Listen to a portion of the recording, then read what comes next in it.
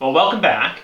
Today, we're going to be talking about one of my absolute favorite topics in all of physics, or at least we're going to start talking about one of my absolute favorite topics, and I guess that's sort of a conversation that we're now going to have for the next 2 years, but it's still my favorite topic, and I hope you enjoy it too.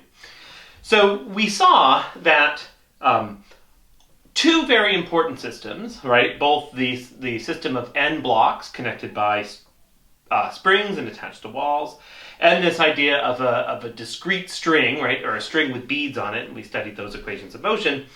Both of these systems somehow gave us the same matrix when we tried to rewrite their equations of motion as a matrix, and in both of those cases, that matrix reduced to something that looked the same, right? We reduced both of those equations to this expression, which related the second derivative of some function, right? That function was either the continuous displacement of the blocks or the continuous height of the string.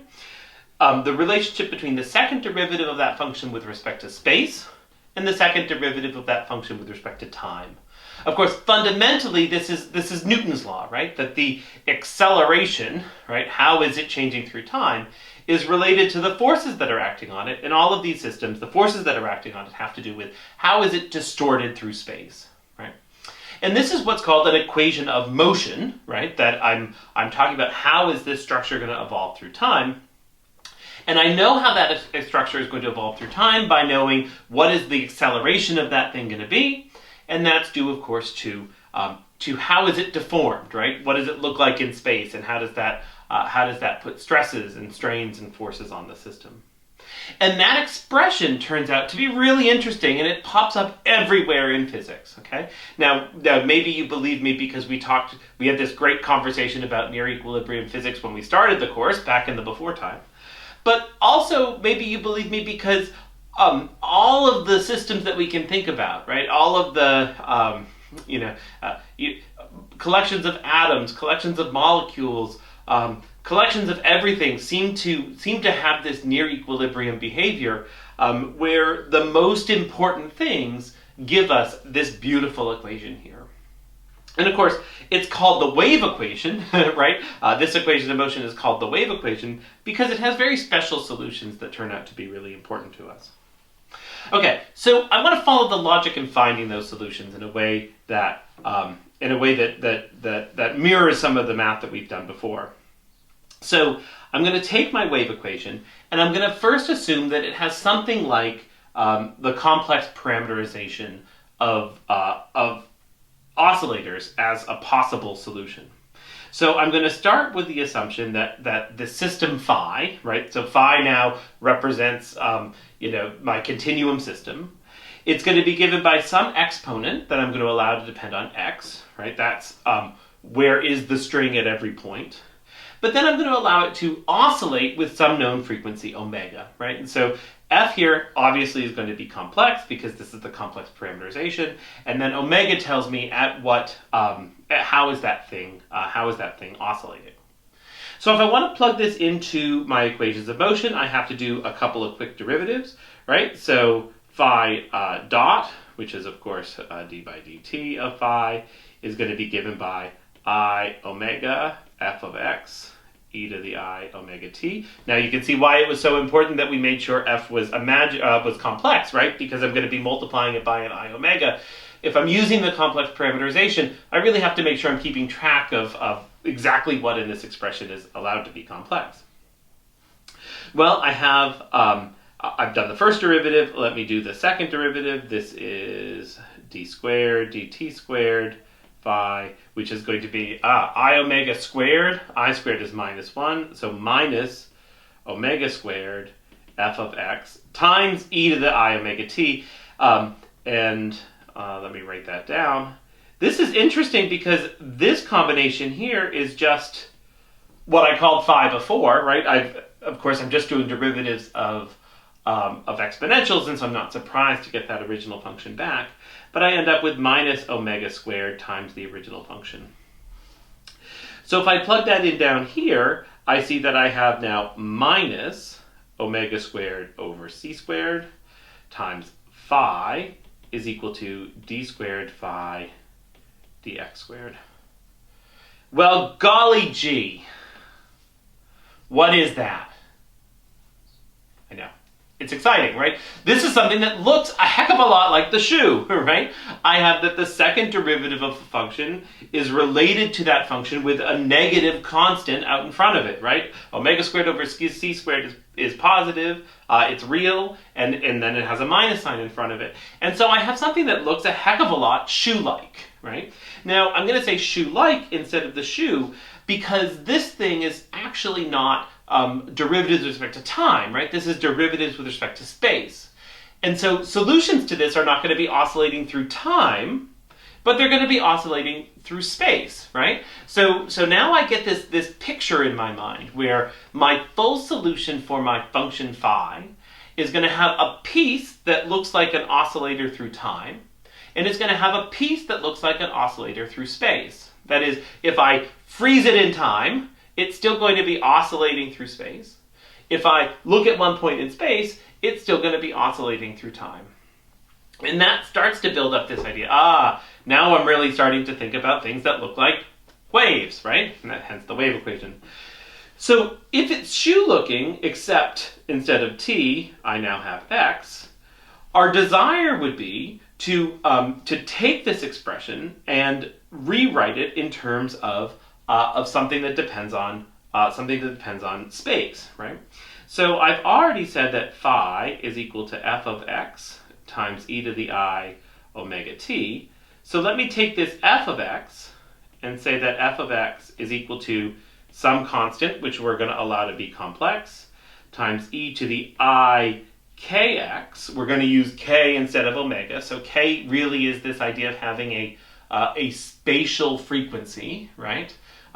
Which tells me if I'm looking through space rather than looking through time, how often do I hit peaks, right? How often does this pattern repeat itself? So I have a e to the I kx, e to the I omega t. In order to plug it in here, I have to do some derivatives. So d phi dx is equal to I k e to the I kx, e to the I omega t, and d squared phi dx squared is minus k squared e to the I kx, e to the I omega t, right? I forgot my a. Oop. Right? Let's do the same thing we did before. We can reconstruct this as phi, right? And so this is equal to minus k squared times phi. Right? Those functions help us to do these derivatives, but then they often get so well simplified, right? So let's take this expression here, plug in what we know.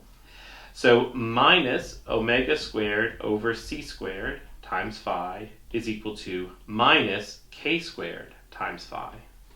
Now, interestingly, this has one phi on both sides, right? And so, much like when we were studying the shoe for oscillating systems, I can go ahead and I can cancel that out, right? Because even though that depends on space and time, it's always going to depend on space and time in the same way on both sides.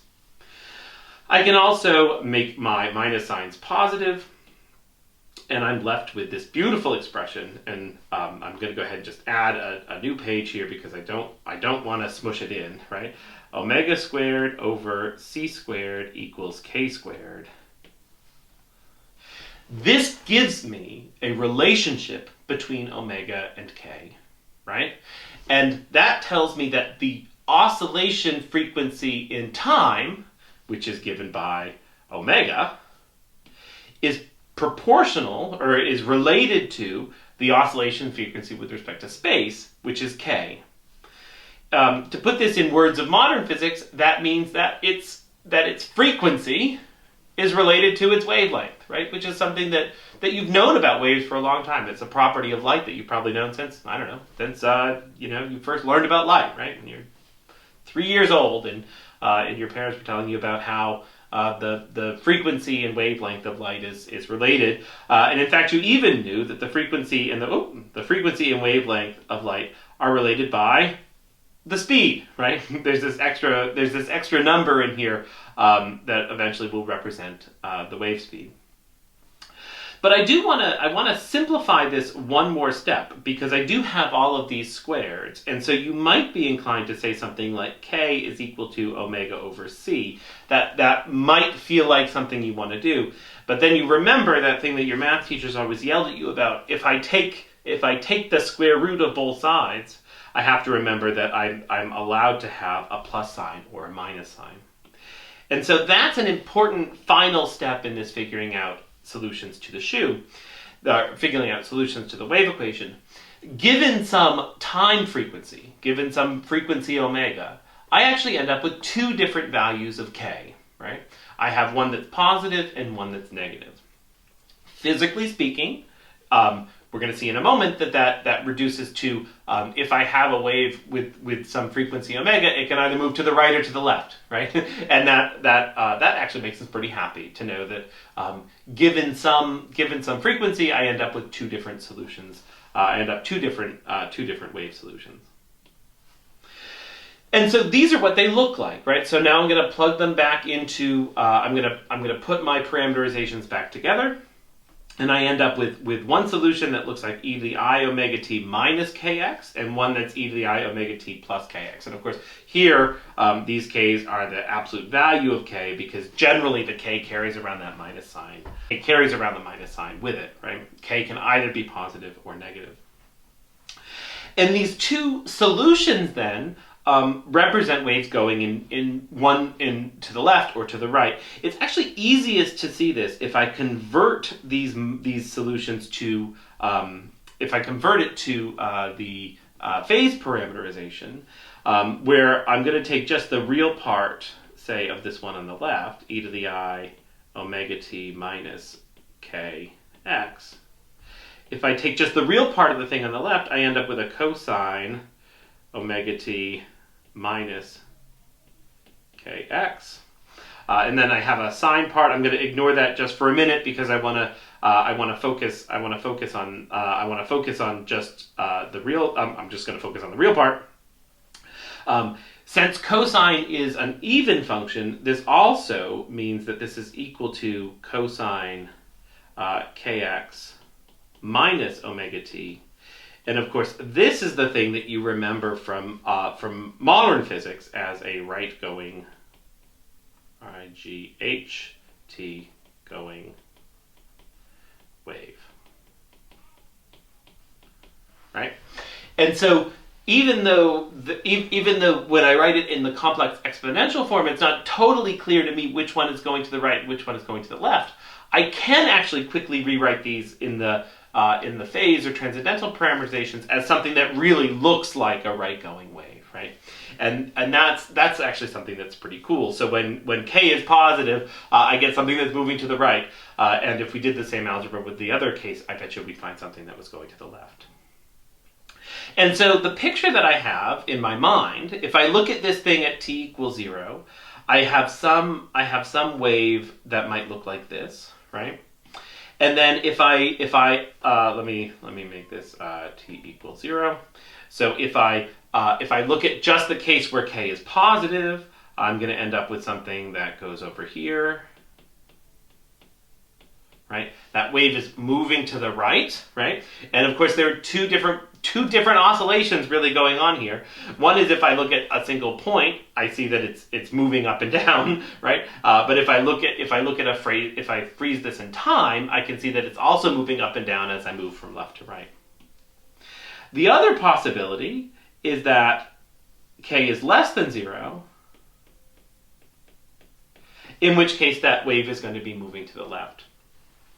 And so the sign of that relationship between omega and k tells me whether or not the wave is going to be moving to the left or it's going to be moving to the right.